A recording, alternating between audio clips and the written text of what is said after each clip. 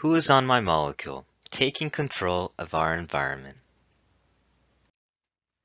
Now, most of us understand the connection between a person and their environment as common sense and logic. This is because we understand natural laws. Another way of looking at natural laws is using the concept of cause and effect.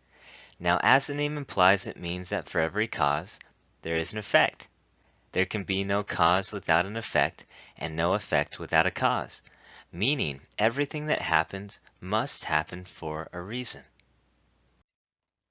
So when we look at a person and their environment, which can include people, locations, and situations, although some parts may appear to happen by luck or chance, it isn't. If it ever appears to be like that, we must be missing something, because whether we understand it or not, everything still happens for a reason. Nothing is by chance. There had to be some cause to the effect. Another way of looking at it is that if we knew everything about a person, we would know everything about that person's environment. Or if we knew everything about a person's environment, we would know everything about that person. The person and the environment are 100% related by cause and effect. But if this is true, we are led to the question, does the person make the environment, or does the environment make the person? Well, let's look at a few observations of life. Have you ever noticed that people, no matter where they are, always seem to find and form groups with people like them? Have you ever been or seen a person blame their environment and try to move schools, classes, jobs, or friends, only to find them complaining about the exact same things? On the other hand, have you seen people which, despite their environment and severe opposition, that have refused to be controlled or changed by it? These people actually have the opposite effect and seem to change their environment by changing themselves. Now, it's easy to feel like our environment determines who we are, but as we have learned in previous lessons, it is actually the other way around. We are in complete control of our lives.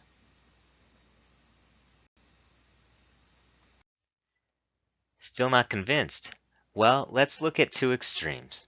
One extreme is a person that believes in no influence, meaning he is in complete control of his life. When something bad happens, he will look inward to solve the problem instead of blaming other people. This is because he feels that everything in his environment is somehow related to who he is. On the other extreme, we have someone who believes in influence, meaning he has no control of his life. He may be able to choose how he reacts to things that happen to him, but he has no real control over his environment. When something bad happens in his life, he will blame other people or bad luck. This is because he feels that his environment has no connection to who he is. Now, depending which viewpoint a person believes determines what that person is more likely to do. For instance, the person that believes in no influence will be more likely to plan things in advance. This is because he feels that he has control of his future. The person that believes in no influence thinks that planning is a waste of time, because at any moment a random event can happen that will ruin all his plans, so he feels there is no point to it. Now, if you were to hire one of these people to work for you, or even to be your friend, which one would you pick? You see, regardless of how you feel, we have observed that the no influence viewpoint seems to bring more success and happiness in life. Let's look at this using one more example. You see, the problem with people is that in most cases, we don't know who we really are or what we really want in life. And because of that, often there are things that happen to us that we feel are controlling or negative to us. But to see the difference, let's see how this might change the way we look at things. For instance, let's say someone injured me. I might feel like this had happened by chance, and that it was someone else's fault. I may feel like there is no possible reason this should have happened to me. But on the other hand, what if it only happened to me because I wanted to learn patience, and through my injury I would learn it? Or what if I get annoyed by people that are always gossiping about me. I may feel like a victim and helpless. But what if they are only gossiping about me because deep down inside I like to gossip too? Or let's say someone breaks up with me and I wanted to stay together. I could feel that that person was unfair. But what if we really weren't a match and I just couldn't see it? And we only broke up because I really didn't want it to work. The idea is that as we gain more information about ourselves, we find that everything that happens happens for a reason.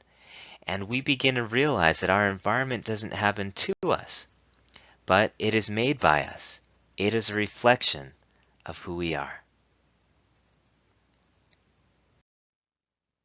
As an activity, think about the following three situations: getting into a fight with a friend, always forgetting things, having people in your environment that you don't like. How would a person with the no influence perspective feel and act? And on the other hand, how would a person with the influence perspective feel and act?